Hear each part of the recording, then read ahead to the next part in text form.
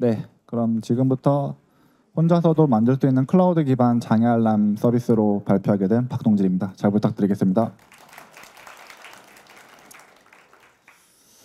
네, 첫 장은 제가 어떤 사람인지 먼저 소개드리고 세션을 시작하는 걸 좋을 것 같아서 제가 지금까지 해왔던 일들이나 제가 가지고 있는 생각들에 대한 단어를 나열해봤습니다. 저는 첫 커리어를 시큐리티 엔지니어로 시작했고 그 다음에는 금융권 정보보호팀에서 근무를 했었고 지금 현재는 블록체인 관련 스타트업에서 데브옵스 팀 리드를 하고 있으면서 피놉스의 역할도 같이 하고 있습니다. 그리고 현재 저는 궁금함이 좀 많은 편입니다. 왜 그렇게 구현했는지, 지금 현재 구현하는 방식이 최선인지, 더 좋은 방법이 없는지에 대해서 많이 물어보는 편이고, 그렇다 보니까 여러 가지 사안에 대해서 의견을 나누고 이게 더 좋은 방안인지 불필요한 프로세스는 없는지에 대해서 많이 물어보고 개선하려고 노력하는 편입니다.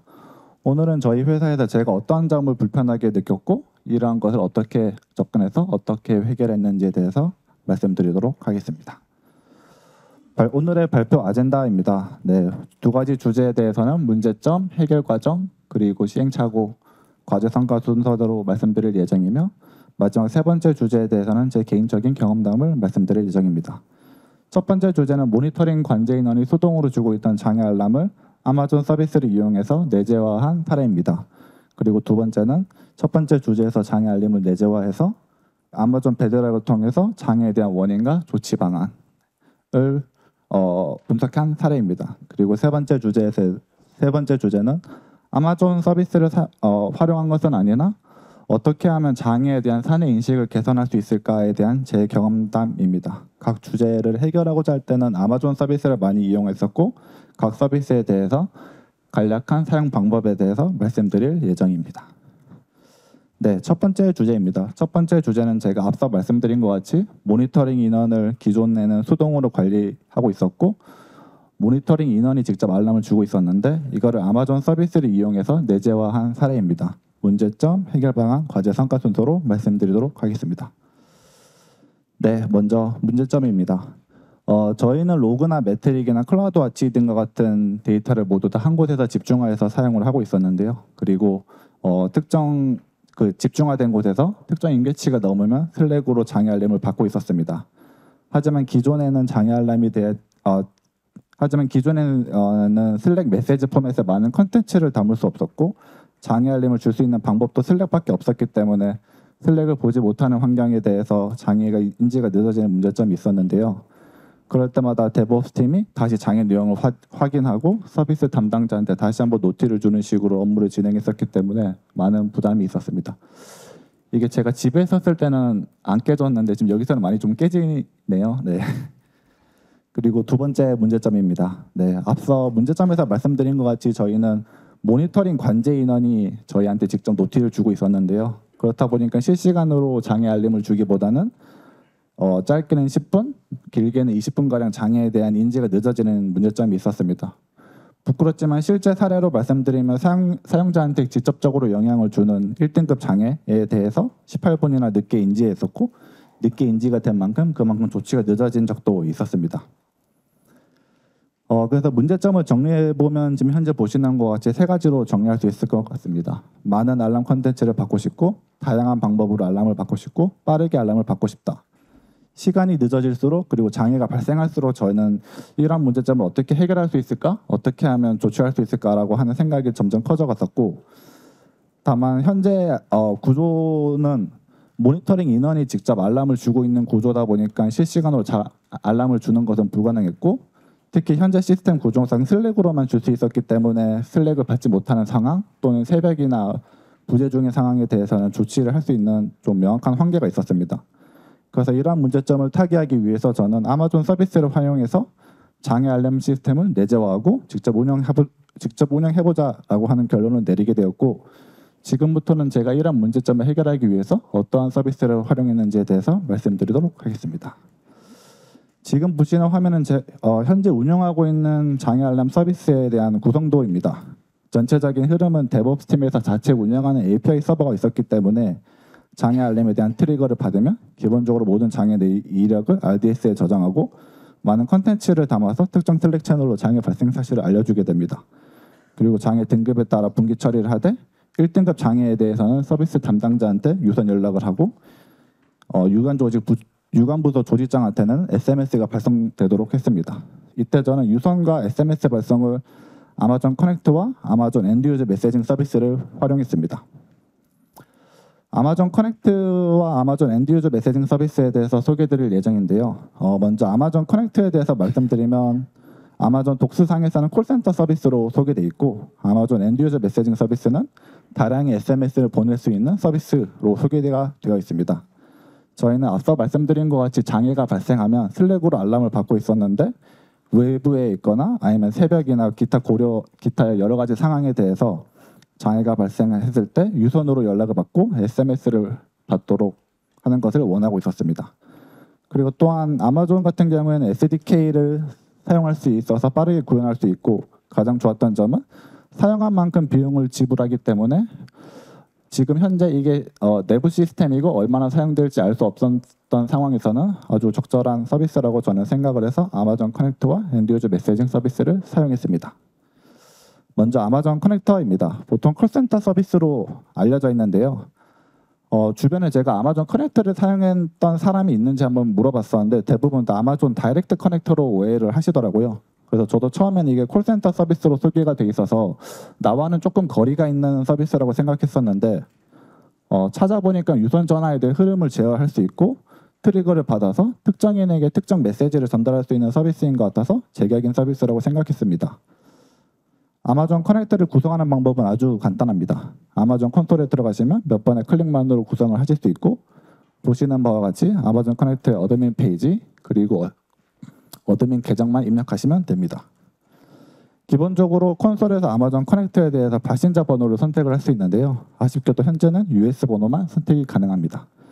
AWS 서포트 티켓을 올리면 KR 번호도 받을 수 있는데 KR 번호를 받기 위해서는 사업자 등록증을 제출하고 너가 어떤 사유로 아마존 커넥터를 쓰려고 하는지에 대한 여러 가지 소명 절차가 있었기 때문에 저는 번거롭다 생각해서 그냥 그대로 US 번호를 선택했습니다.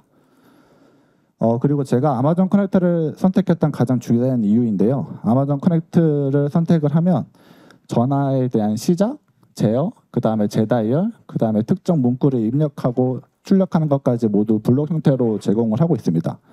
그래서 이렇게 블록 형태로 제공을 하고 있기 때문에 제가 어떤 요구사항이나 니즈가 있었을 때 쉽게 비즈니스의 흐름을 제어를 할 수 있습니다. 그리고 또한 SDK로 제공을 하고 있어서 구현하는 것 또한 아주 간단한데요. SDK를 사용할 때 중요한 파라미터는 인스턴스 아이디와 컨택트 플로우 아이디입니다. 인스턴스 아이디는 최초 어드민 페이지를 만들었을 때 보실 수 있는 대시보드의 ARN 값이고 컨택트 플로우는 앞장에서 비즈니스 흐름을 만들었을 때 URI의 가장 끝 값입니다. 그리고 이 두 가지 파라미터를 확인했다면 아마존 커넥트를 사용하기 위한 준비는 모두 다 되었다고 보시면 될 것 같습니다. 그 다음에 실제로 제가 구현한 코드의 중 일부를 가지고 왔습니다. SDK를 보시면 제가 앞서 말씀드렸던 인스턴스 아이디와 컨택트 플로우를 넣으시면 되고 가장 중요한 데스티네이션 폰 넘버 수신자가 되겠죠. 그리고 어트리뷰트 텍스트가 있는데 어트리뷰트 텍스트에 실제로 내가 음성으로 전달할 값을 지정하시면 됩니다. 아마존 커넥트는 직접적으로 음성 데이터를 전달하는 구조가 아니고 텍스트 데이터를 전달하면 텍스트 투 스피치 TTS 기능을 통해서 음성 데이터로 변환해서 실제 사용자한테는 음성이 전달되는 구조입니다. 물론 구현에 시행착오도 있었는데요. 처음에는 여러 가지 특수문자를 사용을 하려고 했었습니다. 특수문자를 사용해서 가독성도 좀 높이려고 했었고 다양한 정보를 주려고 했었는데 TTS에서 특수문자 사용이 불가능해서 결과적으로 지금은 장애가 발생했다고 하는 간단한 한 줄짜리 텍스트만 전달을 하고 있는 구조로 사용을 하고 있습니다. 지금까지 유선 연락을 위한 아마존 커넥트에 대해서 알아봤었고 지금은 이제 SMS를 발송할 수 있는 아마존 엔드유저 메시징 서비스에 대해서 알아보겠습니다. 저는 SMS 발송을 위해서 아마존 엔드유저 메시징 서비스를 이용했는데요. 아마 제가 조심스럽게 추측을 해보면 이 서비스를 이용해본 사람이 많지 않을 것 같습니다. 저도 처음에는 이런 서비스가 있는지 몰랐고 문자 발송 API를 제공해주는 서드파티 업체들을 POC를 했었는데요. 그런 업체들을 찾아보니까 대다수 최소 금액 이상을 충전을 하거나 최소 어느 정도의 플랜을 가입을 해야 되더라고요. 근데 저는 이게 내부 사용자를 위한 툴이고 얼마나 사용될지도 알 수 없었기 때문에 충전을 하는 건 좀 부담이었어서 사용한 만큼 비용을 지불하는 아마존 서비스, 즉 엔드유저 메시징 서비스를 이용했습니다. 엔드유저 메시징 서비스를 구성하는 방법은 앞서 말씀드렸던 커넥트보다 더 간단하다고 보시면 됩니다. 아마존 엔드유저 메시징을 딱 들어가시면 지금 현재 빠른 시작 화면을 보실 수 있는데 빠른 시작 화면에서 이 세 가지 구성을 순차적으로 진행을 하시면 됩니다. 솔직히 구성을 위해서 소요되는 시간은 길게 잡아도 30분이 되지 않습니다. 그리고 또 한 가지 아쉬운 점은 아마존 커넥트와 마찬가지로 현재 아마존 엔드유저 메시지도 US 번호만 선택이 가능하다는 점입니다. 그리고 또한 테스트할 수 있는 방법도 아주 간단하고 테스트할 때는 수신자와 어떤 텍스트를 전달할지에 대해서만 입력을 하고 텍스트 버튼을 누르면 바로 텍스트가 가능합니다. 지금 보시는 화면은 제가 구현한 코드 중에 일부를 가지고 왔는데요. SDK로 제공을 하고 있고 가장 중요한 데스티네이션 폰 넘버 그리고 메시지 바디의 값만 입력하면 쉽게 메시지를 보낼 수 있습니다. 제가 계속 구성하기 쉽다, 테스트하기 쉽다라고 말씀드리는데 실제 POC를 해보면 제가 왜 계속 이렇게 말씀드렸는지 단번에 이해를 하실 수 있을 것 같습니다. 하지만 장점만 존재했던 건 아닌데요. 지금 보시는 화면처럼 SMS가 장문의 경우에는 파트 단위로 나눠서 보내지고 파트에 대한 순서가 보장되지 않았습니다. 순서가 보장되지 않았기 때문에 오른쪽에 보시는 화면처럼 뭔가 장애가 발생해도 내가 이 순서를 다 체크를 해야 돼서 한눈에 파악하기는 어려워서 지금은 장애 사실만 알려주는 형태로 한 줄짜리 간결한 메시지 포맷을 사용을 하고 있습니다. 그리고 SMS 발신자가 US 번호로 발신되다 보니까 스팸 문자로 인지가 되더라고요. 제가 딱 한 개의 장애에 대해서만 보냈는데도 제가 사용하고 있는 서비스가 무료 서비스임에도 불구하고 스팸 문자로 차단되는 모습입니다. 그리고 가장 중요한 문제점인데 비용에 대한 한도 제한이 있다는 것입니다. 아마존 엔드유저 메시징 서비스가 기본적으로 다량의 SMS를 발송하는 목적으로 나오다 보니까 비용 한도 제한이 있는 것 같은데요. 별도 서포트 티켓을 올리지 않으면 한 달에 1달러로 제한이 되고 있고 SMS 한 개당 약 0.0058불, 170건의 SMS를 보내면 기본 한도가 초과가 됩니다. 금액 제한이 걸리게 되면 추가 과금이 되는 게 아니고 SMS 발송 자체가 안 되기 때문에 사전에 꼭 비용 지출 한도를 상향하는 것을 권장드리고 저도 운영을 하다 보니까 어떤 달은 장애가 많이 발생해서 이 비용 한도 제한이 걸려서 저도 지금 현재는 500달러로 올려놓은 상태로 운영을 하고 있습니다. 그리고 마지막으로 엔드유저 메시징 서비스에 대해서는 발송 성공이나 실패에 대해서 모니터링을 할 수 있는 방법이 없습니다. 아마존 엔드유저 메시징 서비스에 대해서 지금 클라우드와치에서 제공해둔 지표는 오로지 비용 지표만 제공을 하고 있습니다. 그래서 잘못된 수신자 번호를 입력하거나 아니면 심지어 없는 번호를 입력해도 SDK에서는 별도로 에러 리턴을 해주지 않기 때문에 어플리케이션 단에서 뭔가 이것들 발송이 성공했는지 또는 실패했는지에 대해서 확인하기가 어려운 점이 있었습니다.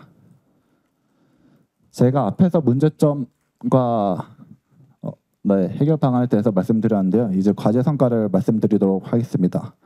저희는 기존에 모니터링 인원이 알람을 주고 있었고 이를 시스템으로 내재화하였습니다. 그리고 모니터링 인원과 시스템을 약 2개월가량 같이 사용을 했었고 비용과 장애를 받는 시간을 비교했었는데 결과적으로 보면 모든 경우에 대해서 장애 알람 시스템이 알람을 주는 경우가 빨랐고 비용 또한 내재화한 시스템을 이용하는 것이 모니터링 관제보다 월등히 낮았습니다.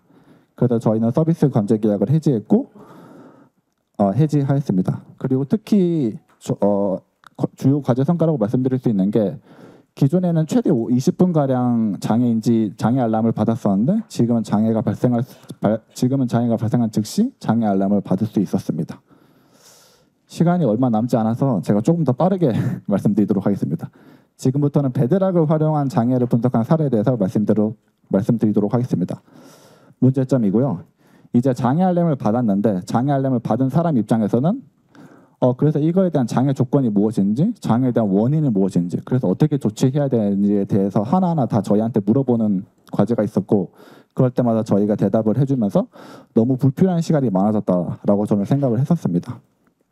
그래서 이걸 어떻게 뭔가 내 시간을 들이지 않고 분석을 해줄 수 있지 않을까라고 하는 방법을 찾게 되었고 지금 보시는 화면은 아마존 베드락을 이용한 장애 분석 시스템 구성도입니다. 아래쪽에 제가 붉은색으로 표시된 부분을 확인을 하시면 되는데요. 아마존 베드락에서 풍부한 답변을 얻기 위해서 장애 알람에 대한 조건이라든지 과거 이력은 RDS에 저장했고 필요시에 불러가서 베드락을 호출하는 방식으로 사용을 했었습니다. 아마 여기 참석하시는 대부분의 사람들이 아마존 베드락에 대해서는 한 번씩 다 들어보셨을 것 같은데요. 많은 기업에서 베드락을 이용한 서비스가 있고 내부 인터널 툴도 많이 나온 추세인 것 같습니다. 저는 LLM 모델이 프롬프트를 요약하는 데 강점이 있다고 해서 그러면 LLM을 통해서 장애를 요약할 수 있지 않을까라는 생각에서 시작을 하였습니다. 실제 구현된 장면을 보면 초동 조치를 위해서는 충분한 손색이 없는 장애 응답을 보는 것을 확인하실 수 있습니다. 앞에서 커넥트와 엔드유저 메시징 서비스도 테스트하기 쉬웠는데 아마존 베드락을 보시면 더 쉽습니다. 아마존 베드락 콘솔에 들어가서 모델에 대한 액세스 권한만 요청하시면 바로 테스트를 할 수 있고 저는 클루드 모델을 사용을 했었습니다.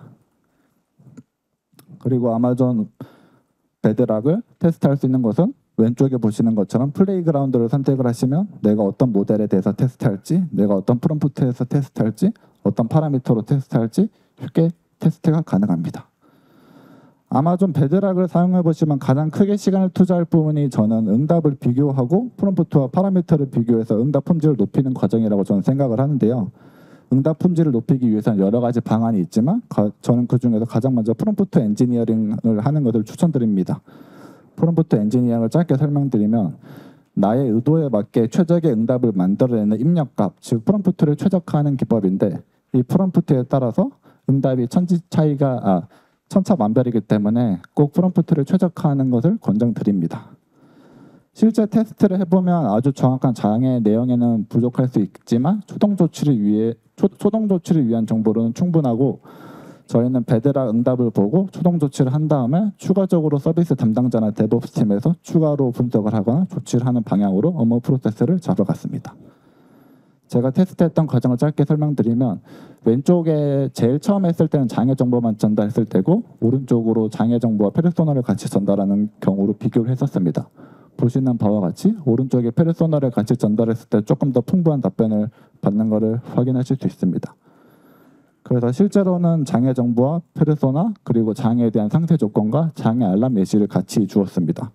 장애 조건에 대한 상세 정보를 같이 줘서 추정되는 원인과 권장 조치 사항에 대한 응답에 대한 신뢰도를 높였고 장애 알람 예시를 같이 줘서 일관된 응답 포맷을 얻어 알람을 받는 사람으로 하여금 가독성을 높이기 위해 노력했습니다. 지금까지 테스트했던 프롬프트 내용을 실제로 시스템에 반영한 결과입니다. 이 외로 프롬프트에 이전 과거 이력이라든지 장애 알람 조건을 추가를 했었어야 됐는데요. 저는 이를 RDS에 저장하고 필요시 불러오는 방식으로 사용을 했었습니다. 그리고 베드락을 호출할 때도 마찬가지로 SDK를 사용했었고 파라미터를 보면 탑P, 탑K, 템퍼러처 이 세 가지 주요 파라미터가 있는데 이 파라미터 또한 프롬프트만큼 중요하기 때문에 꼭 프롬프트와 같이 테스트해보고 최적의 값을 찾는 것을 추천드립니다. 그리고 만약에 프롬프트를 다 찾았다면 베드락 인풋 구조체에 넣고 인보크 모델 API로 호출하시면 쉽게 베드락 응답을 얻으실 수 있습니다. 지금 보시는 화면은 현재 실제 저희가 운영하고 있는 슬랙 중 일부입니다. 실제 장애 원인과 권장 조치 사항을 보면 저는 초동 조치를 위한 정보로는 손색이 없다고 생각을 하는데요. 아무것도 없이 원인을 찾아보고 조치를 하는 것보다는 이런 식으로 어떤 부분을 먼저 보면 좋을지 분석해주고 가이드를 제시해주는 게 있는 거와 없는 거와 큰 차이가 나더라고요. 그리고 내부적으로 개발팀 의견을 들어봤을 때도 이렇게 초동 조치를 위해서 이런 가이드를 주는 게 훨씬 더 좋다고 좋은 피드백을 받기도 했습니다. 시스템에 대한 전체적인 구성도입니다. 지금까지 말씀드린 거와 같이 장애 알람 시스템을 내재화했었고 베드락을 이용해서 장애 분석을 했었는데요. 정리해보면 장애가 발생하면 장애 내용이 담아서 저희 팀에서 자체적으로 운영하는 API 서버를 호출하게 됩니다. 그리고 해당 서비스에서 기본적으로 장애 등급에 따라서 아마존 커넥트, 아마존 엔드유저 메시징 서비스를 이용해서 서비스 담당자한테 알람을 주게 되고 장애 내용에 포함된 프롬프트를 토대로 베드락을 호출하여 장애 분석을 하게 됩니다. 조금 더 자세히 보면 그래서 한 개의 장애가 발생했을 때 슬랙 스레드를 보면 가장 먼저 장애가 발생한 사실을 알 수 있고 두 번째로 장애가 분석한 내용이 있고 세 번째로 장애가 해소된 시간이 한 번에 표시되는 모습을 보실 수 있습니다.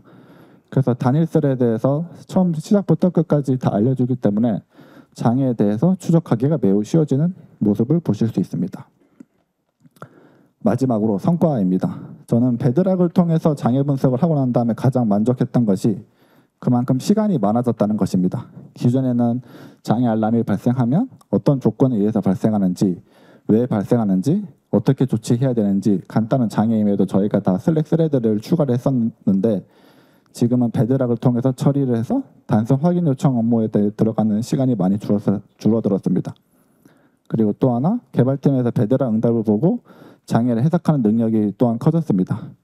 그래서 장애가 발생하면 저희 팀을 무작정으로 기다리지 않고 베드락 응답 보고 능동적으로 움직이고 적극적으로 조치하는 형태로 변해갔습니다. 물론 원인이나 조치사항을 보면 아직 일반적인 내용이 많은데요. 제가 앞서 말씀드린 것 같이 이렇게 시작점을 제시해 주는 게 있는 것과 없는 것과 가장 큰 차이가 있기 때문에 실제 조치를 하는 담당자 입장에서는 아주 좋다는 평가를 받기도 했습니다. 그 다음에 마지막으로 말씀드릴 주제는 장애에 대한 인식 개선입니다. 혹시 쇼백이라는 단어에 대해서 아시나요? 쇼백은 피놉스 파운데이션에서 정의한 단어인데 사내 비용인식을 높이기 위한 프로세스를 뜻하는 단어입니다. 저는 현재 피놉스 역할도 같이 겸하고 있고 피놉스 활동 중에 하나로 모든 임직원에게 AWS 비용을 투명하게 공개하고 있고 사내 비용 효율을 도모하는 인식 개선 활동을 같이 하고 있습니다. 비용 데이터를 투명하게 제공하고 있다 보니까 그만큼 구성원들이 비용 데이터에 노출되는 경우가 많은데요. 그렇다 보니까 자연스럽게 서비스를 구현할 때 어떻게 하면 비용 효율적인 구조를 구현할 수 있을지 지금 현재의 서비스에 이 정도 비용이 들어가는 게 맞는지에 대해서 고민하는 분들이 많아졌더라고요. 그래서 이러한 인식 개선을 그럼 장애에도 적용할 수 있지 않을까라고 저는 생각을 해서 지금 현재는 장애 쇼백이라고 하는 개념을 채택해서 진행을 하고 있습니다. 장애라고 해서 장애 발생 사실을 숨기고 소수의 인원에게만 알아야 하는 것이 아니고 장애 발생 사실을 전체 인원이 볼 수 있는 슬랙 채널에 공개하고 장애 원본 데이터 또한 쉽게 접근할 수 있는 방법을 제공하고 있어서 장애에 대한 거부감을 낮추고 스스로 조치가 가능하도록 하는 사내 문화를 만들기 위해서 노력을 하고 있습니다. 실제로 장애 쇼백을 적용하기 전후에 제 개인적인 생각을 말씀드리면 이전에는 장애가 발생하더라도 크게 큰 영향도가 아니라면 무시되는 경우도 많았고 장애가 발생하는지에 대해서 관심이 적었는데요. 장애 쇼백을 적용하고 그만큼 노출되는 빈도수가 많다 보니까 이제는 각 서비스 담당자가 내 서비스에서 발생하는 장애에 대해서 관리하려고 하는 모습으로 많이 변해가고 있습니다. 실제 저희 사무실을 보면 현재 보시는 바와 같이 항상 장애 발생 현황을 확인할 수 있는 화면이 항상 떠 있고 장애 발생 이력을 RDS에 적재해서 그래프나 대시보드로 적용을 하고 있습니다. 피놉스 재단에서 쇼백을 이야기하고 있다고 해서 피놉스 관점에서만 이를 적용할 게 아니라 저는 다른 관점에서 쇼백을 적용해서 인식 개선을 하고자 하였습니다. 제가 제일 처음 말씀드렸던 아마존 커넥트와 엔드유저 메시징 서비스도 마찬가지인데요. 아마존 덕스 상에서는 콜센터 서비스로 소개되어 있지만 이를 콜센터 서비스로 치부할 게 아니고 내가 필요로 하는 것은 무엇인지 나의 요구 조건을 과연 만족할 수 있을지에 따라 유연하게 AWS 서비스를 사용하고 활용하시면 좋을 것 같습니다. 지금까지 발표를 들어주셔서 감사합니다. 이상입니다.